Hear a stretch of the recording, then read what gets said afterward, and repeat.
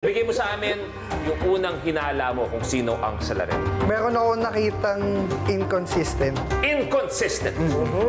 Si Ate Reggie. Inconsistent? Bakit? Kasi, nung una sinabi niya pasmado siya. First try, oo, pasmado siya.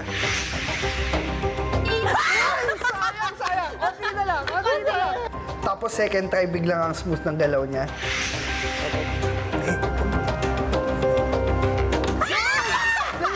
Tapos third try, pasmado siya. Tapos fourth try, smooth ulit. Tapos, nung malapit na matapos si Nikki, alam na medyo unstable yung table, humawa. I'm sorry. Ayan, okay. Si Ate Reg yung unang nagsasabi na unstable yung mesa. So, in the first place, dapat alam niya. Pero, siyempre lahat Ikaw ang nakuna. Bibigyan natin ng chance sumagot, Regine. Pasmado naman talaga ako, pero hindi ko akalain na magagawa ko siya ng ganon. Nagkaroon ako ng nung ginagawa ko na, meron naman palang right way para magalaw tong lahat. So, ayun. Yung sinasabi niya, humawa ka sa mesa kung kailan patapos na. Humawa ako sa mesa kasi umaalog yung mesa, pero instead na maging firm pa, maging stable lalo, hindi, nagalaw ko pa siya. Anong pakiramdam? Gusto mo sabihin kay Iggy na... Grabe ka, nakaka-offend. Di naman po. Okay. Sorry. JV, ikaw, sino yung unang hinala kung sino ang salarin? Nakakatawa. Parehas kami. Dalawa na kaagad. Ano yung mga napansin mo at bakit si Regine ang iyong unang hinala? Enough said. Natawa lang ako. Body language siguro.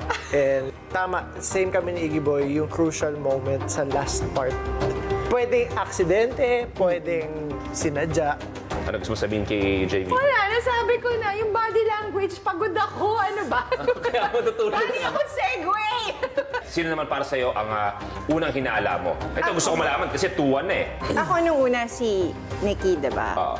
Ngayon, nagbago, si Iggy Boy. Back to you ka, be. Mo pa yung pinaghihinalaan mo. Ano yun? Para lang maibalik mo? Para lang ma-divert yung attention nila sa akin?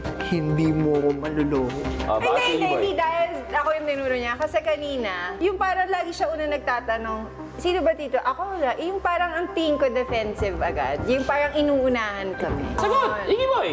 Ako, nagsasabi lang ako ng kung ano yung gusto ko sabihin and lahat ng kaibigan ko alam na medyo ganun nga ako magsalita. So, depende lang yun sa perspective ng tao kung paano nila iti-take yung actions ko.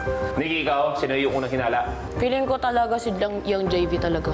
Aba? Bakit si JV? Kasi feeling ko, nung natapos si EJ magsabi ng comment, tinuro niya din yung parang same. Parang, Sumakay siya? Sumakay, parang ganun. Tapos kasi, di ba may Laguna? Di ba nag-Amerika nga siya? Usually kilala ko, pag mga nag-Amerika, mga kadalasan, sa Santa Rosa kasi mukhang yayamaning mga tao doon.